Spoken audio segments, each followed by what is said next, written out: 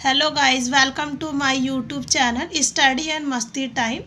आज हमारा गणित जो क्लास 6ठी से 8वीं तक की नॉर्मल सी गणित की पुस्तक होती है, जिसमें हमने लास्ट वीडियो में डे 14 पढ़ा था। आज हम डे 15 पढ़ेंगे, जो कि मिशन बुनियाद की बुक होती है, गवर्नमेंट स्कूल की क्लास 6ठी से 8वीं तक की मैथ की बुक होती है।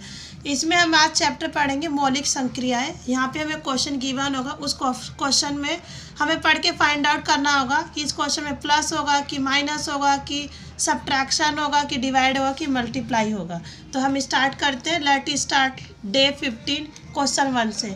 यहाँ पे क्वेश्चन में 1 में गिवन है, दिया हुआ है, चिन्हों को समझते हुए हल करना है।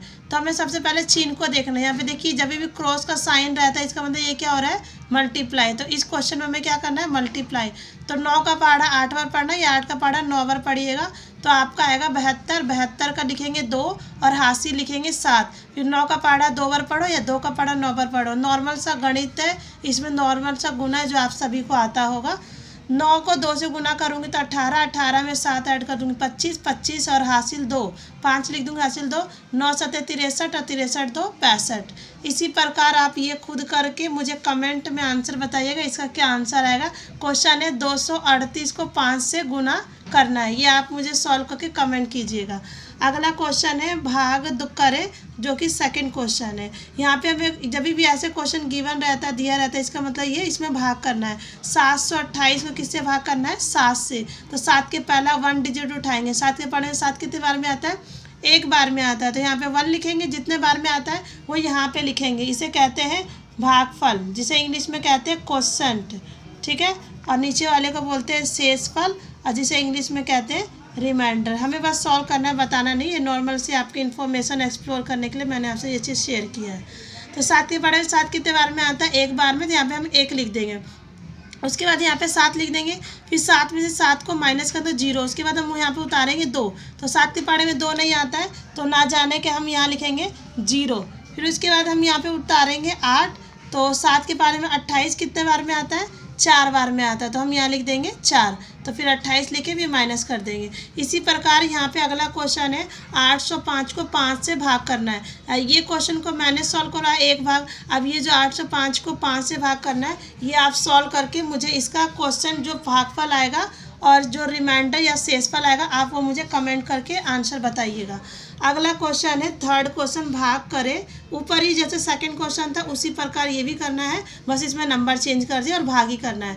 345 को 4 से भाग करना है। तो सबसे पहले आप अगर एक डिजिट उठाएंगे 3, तो 3 4 से छोटा है, तो हमें यहाँ पे 2 डिजिट उठाना होगा 34। तो 4 के पढ़े में 34 या 34 नहीं आता, तो 34 से छोटा होता है 32 कितने बार में आता है, 8 बार में 32 आता है। तो यहाँ पे 32 लिख देंगे, फिर माइनस करेंगे, घटाएंगे। 4 में से 2 गया 2 और 3 में से 3 गया 0। फिर उतारेंगे 5। तो 4 के पढ़े में 25 नहीं आता है, तो 25 से छोटा क्या है, 24 कितने बार में आता है, 6 बार में। तो यहाँ 24 लिख देंगे, माइनस कर देंगे, तो हमारा बच जाएगा 1। यहाँ पे हम क्वेश्चन में लिख देंगे 6। तो हमने 345 को 4 से भाग किया, तो हमारा आंसर आ गया 86 भागफल हो गया और 1 शेषफल होगा। इसी प्रकार अगला क्वेश्चन है 978 को 6 से भाग करना है। आप जैसे मैंने ये भाग आपको करना सिखाया, उसी तरह आप इसे डिवाइड करेंगे, भाग करेंगे। उसका जो आंसर आएगा आप मुझे कमेंट करके ज़रूर बताना गाइस। अगला क्वेश्चन है चौथा, एक कमीज का मूल्य 300 रुपये है।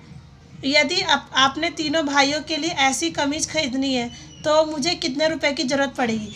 एक कमीज की वैल्यू दे रखा है। जब भी एक का प्राइस गिवन रहता है और ज़्यादा का निकालना, मतलब एक से अधिक का निकालना होता है, तो हमेशा ये याद रखिएगा गाइस, आपको मल्टीप्लाई करना होता है। ये कहीं आप नोट डाउन कर लीजिए। एक कमीज का मूल्य दे रखा है 399 रुपये। तीनों भाइयों के लिए कमीज का मूल्य क्या होगा, 399 को 3 से गुना करूँगी, या फिर 3 को 399 से गुना करेंगे। मल्टीप्लाई करते हैं, आगे पीछे करने से कुछ इफेक्ट नहीं पड़ता। अब यहाँ से इसको मल्टीप्लाई करूँगी, तो आपका आंसर आएगा 1197 रुपये। मतलब कि अगर एक कमीज की प्राइस 399 रुपये है, तो 3 कमीज की प्राइस आ जाएगी 1197 रुपये। अगला क्वेश्चन है पाँचवा, एक आदमी का मासिक वेतन दे रखा है आपको 9650 रुपये। मासिक का मतलब होता है महीने का। एक महीने की सैलरी दे रखी है आपको। वेतन का मतलब होता है सैलरी। बताए उसकी वार्षिक आय क्या है। वार्षिक आय मतलब कि साल भर का आय। तो आपको सबसे पहले पता करना होगा एक साल में कितने महीने होते हैं। तो गाइस आप जानते होंगे एक साल में 12 महीने होते हैं। तो एक महीने का आपको सैलरी दे रखा है 9,650, तो 12 महीने का निकालना है, मतलब एक साल का निकालना है। तो आपको 12 को 9,650 से गुना करना होगा। तो सबसे पहले आप लिखेंगे एक आदमी का मासिक वेतन 9,650 रुपये, जो कि क्वेश्चन में दिया हुआ है। फिर एक साल कितने महीने के बराबर होता है? 12 महीने के।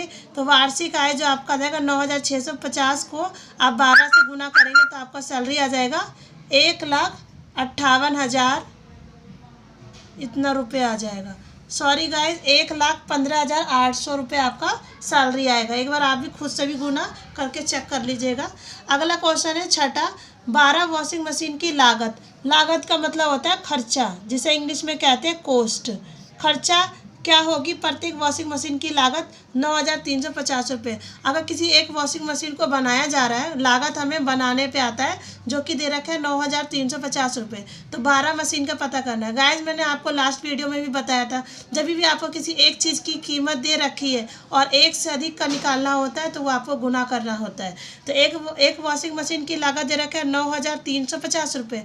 तो हम लिखेंगे 12 मशीन की लागत 9,350 से गुना करेंगे 12 से, तो आपका आंसर आएगा 1,12,200। तो ये आपका जो है डे 15 में गाइज 1 से 6 तक क्वेश्चन था, जो कि मैंने आज आपको कंप्लीट करा दिया है।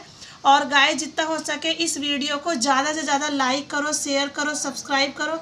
अगर आप चाहते हैं इन फ्यूचर आपको मेरी वीडियो की नोटिफिकेशन मिले तो बेल आइकन प्रेस कीजिए। Thank you for watching this video.